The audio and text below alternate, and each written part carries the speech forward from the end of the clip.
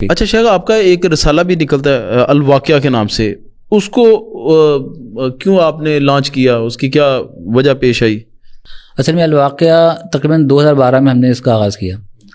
اس کی سب سے بڑی وجہ یہ تھی کہ ہم محسوس کر رہے تھے کہ ہماری دوست چند آپ بھی تھے، معاونین کہہ لیجیے، کہ امت کے یہاں یعنی ہمارے معاشرے میں امت بہت بڑا لفظ ہو جاتا ہے، اور آج کل ہر آدمی امت کا لفظ کہنا شروع کر دیتا ہے. ہم نے معمولی سا قدم اٹھایا، اس کو ہم امت کے لیول پہ لے جا کے بات کریں تو بڑی معیوب سی بات ہوگی. معاشرے میں بہت سارے مسائل موجود ہیں، فکری مسائل موجود ہیں، ان پہ کوئی کام نہیں ہو رہا فکری نظریاتی طور پر. تو اس نقطہ نظر سے ہم نے الواقعہ نکالا. پھر الواقعہ کا جو اصل وہ ہے فتنوں کے دور سے آگاہی اور امت مسلمہ کی بیداری. تو اس مقصد کو پیش نظر رکھتے ہوئے ہم نے الواقعہ کا آغاز کیا. الواقعہ میں غیر مسلکی رسالہ ہے، اور اس میں ہر مسلک کے مضامین شائع ہوتے ہیں. اہل سنت والجماعت سے تعلق رکھتا ہو. اہل سنت والجماعت کی تعریف ہم نے یہ کر رکھی ہے کہ اللہ، رسول اور قرآن کو مانتا ہو اور صحابہ کو مانتا ہو. صحیح. یعنی ان میں سے کسی چیز کی تفریق نہ کرے، تو اس کے مضامین کو ہم جگہ دے دیتے ہیں. صحیح. فروعی مسائل ہم نہیں چھڑتے اس میں.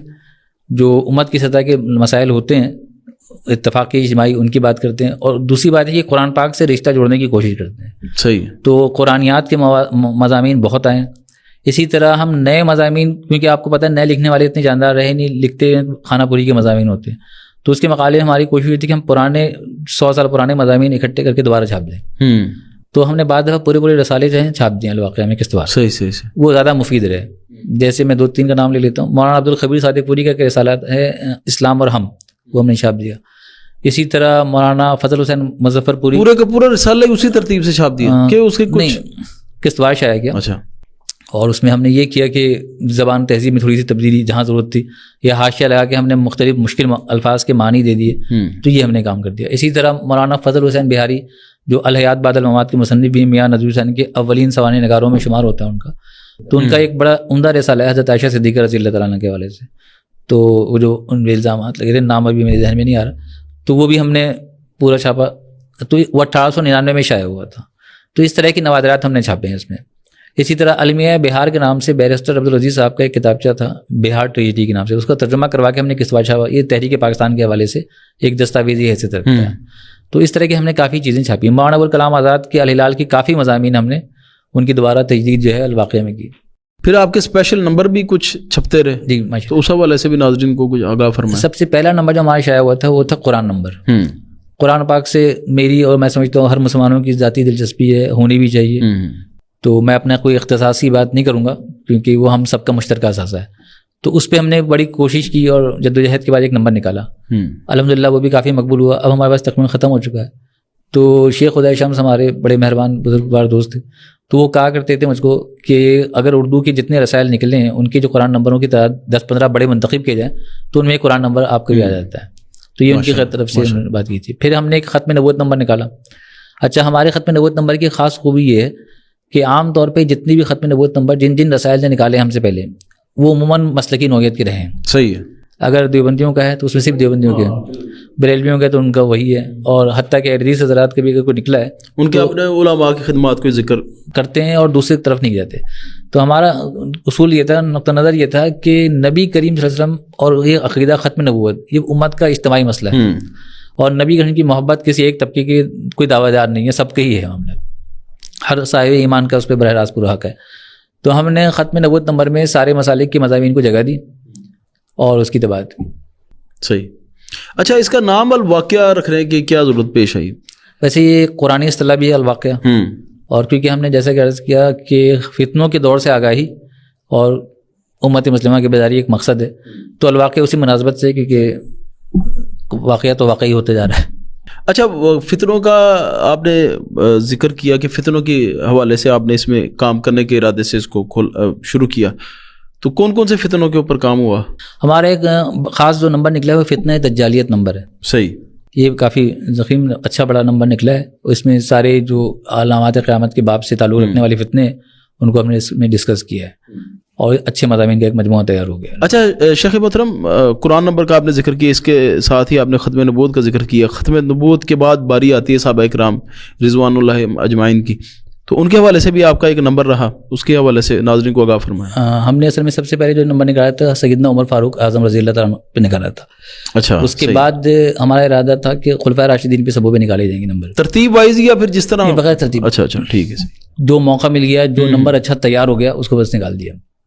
ان میں سب سے ضخیم نمبر جو ہمارا نکلا ہے وہ سیدنا ابو بکر صدیق اکبر رضی اللہ تعالیٰ عنہ پر ہے, رضی اللہ عنہ. ایک تو یہ کہ مواقع تجربہ بھی ہو چکا تھا, اس کے بعد ہم نے نکالا تھا. اچھا, حضرت علی رضی اللہ تعالیٰ عنہ پہ بھی شاندار نمبر نکلا ہے. اس میں ایک مضمون بھی تھا میرا حضرت علی رضی اللہ تعالیٰ عنہ افراط و تفرید کے درمیان, کیونکہ آپ جانتے ہیں ہمارے معاشرے میں ان کے حوالے سے افراط و تفرید پائی جاتی ہے.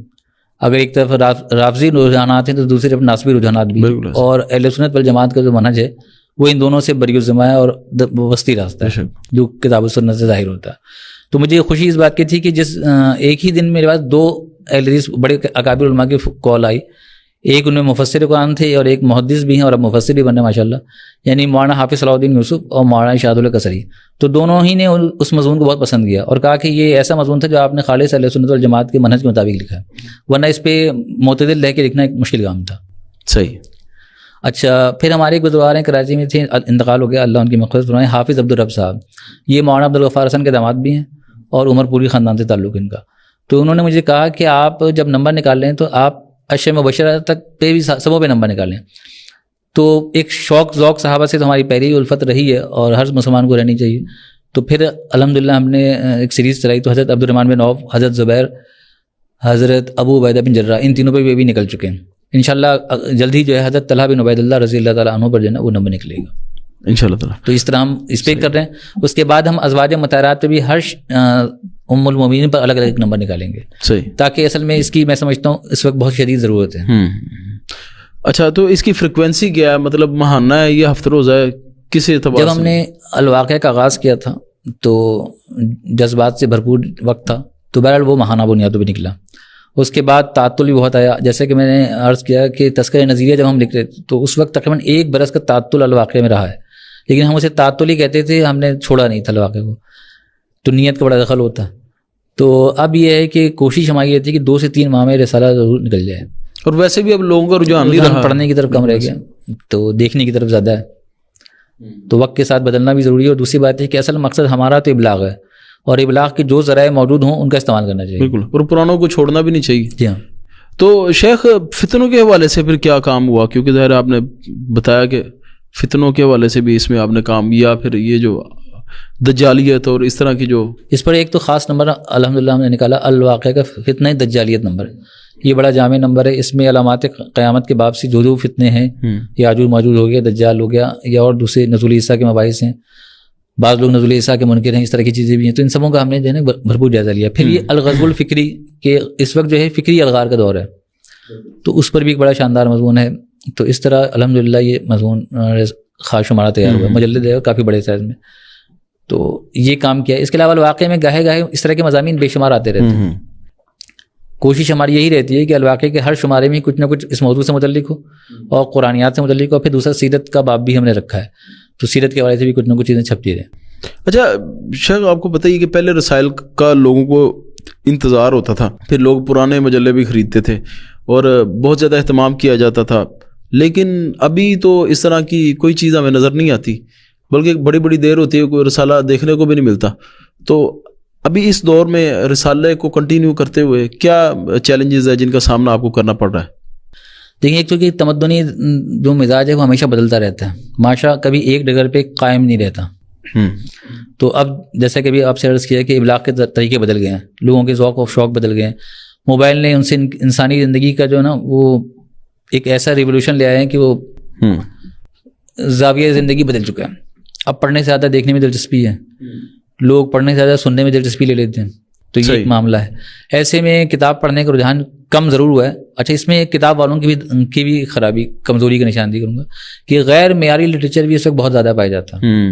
اب غیر معیاری, اگر جب آپ قاری کوئی کتاب خریدتا ہے اور دیکھتا ہے کہ اس میں کوئی معیاری باتیں نہیں ہے, یوں ہی لفاظی کی گئی, تو پھر وہ نہیں پڑھتا جو سنجیدہ قاری ہے. تو یہ غیر معیاری لٹریچر کا بھی میں کہوں گا کہ اس کا بہت بڑا دخل ہے. تو شیخ ای پیپر کی طرف بھی آپ کا کوئی توجہ ہے یا مستقبل میں آپ کی؟ ہم نے اصل میں ایک ورڈ پریس پہ ایک پیج بنا رکھا ہے الواقعہ کا, اس میں اپنے سارے مضامین جو ہے نا وہ ہم ڈال دیتے ہیں, اور یونیکوڈ ورژن میں ڈالتے ہیں. تو اس کا ایک فائدہ یہ ہے کہ دنیا میں جہاں بھی جو چل جائے وہ اس کی کمپوزنگ سے استفادہ کر سکتا ہے, کاپی کرے اور نشر کر سکتا ہے. صحیح. اچھا, اور کرتے بھی لوگ الحمد للہ.